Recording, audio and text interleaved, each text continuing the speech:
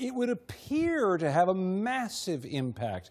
And think about that word appear, because what we're talking about here is a gigantic department out there. Department of Homeland Security, budget of almost $65 billion for fiscal year 2016, workforce of more than 240,000 people, the biggest cabinet post out there, 16 different departments underneath it. What do they do?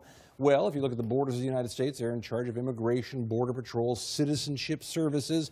They're also involved heavily in things like the TSA at the airport, all the people checking for your security there, customs. They're also involved in things like FEMA, disaster response. Anytime something terrible happens, this falls under the Department of Homeland Security. And of course, they're in charge of things like Secret Service, federal law enforcement training, cybersecurity, and a whole lot more. So all of these things look very, very big out there, John. One of the tricks of all of this has been almost all of this is essential.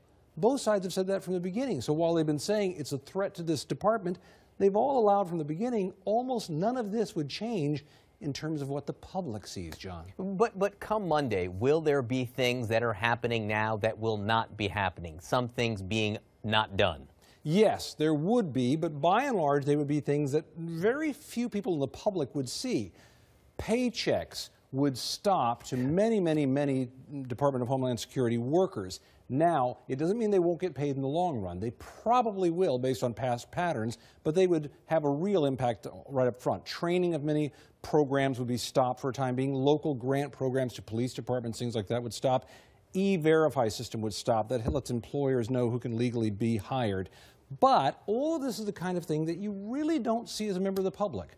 And in the end, if we go back to that main number up there, of the roughly 240,000 people and more employed by this department, based on the last shutdown, about 200,000 of them would stay on the job, even if they had some pay interruption.